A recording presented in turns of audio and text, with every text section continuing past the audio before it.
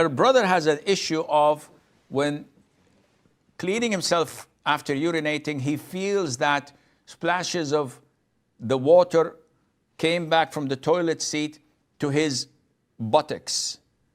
And some of the people I've met in counseling sessions say they feel it on their necks. And I don't know whether they were washing or dropping rocks so that it would splash this high. Most of these are whispers of Shaytan. And the default is, if there is certainty, you have to wash it off. If there is no certainty, then ignore it.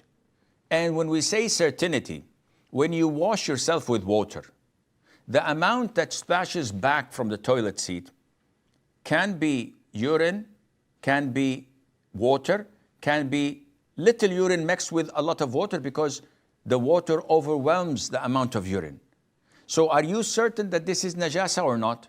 Certain 100%. And you have proof of it? Everybody will say, I don't have proof. I'm not certain, but I'm most likely. If you're not certain with finding a color, a taste, a smell, then there is doubt. And whenever there is doubt, we cast the doubt away.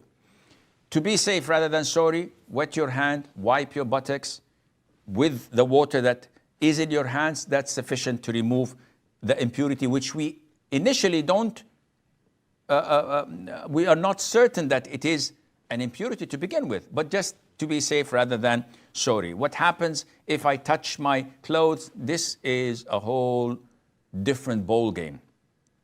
People consider impurities worse than the plague, worse than COVID-19, because they make one tiny splash or drop spread all over the place, the carpet, the sofas, the door handles and the knobs and the switches. What is this? Even a virus cannot spread this far.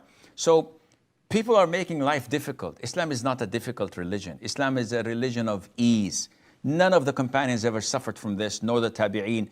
So are you more righteous and practicing than them to have these ideas? Are you the chosen one? Of course not. So ignore these and move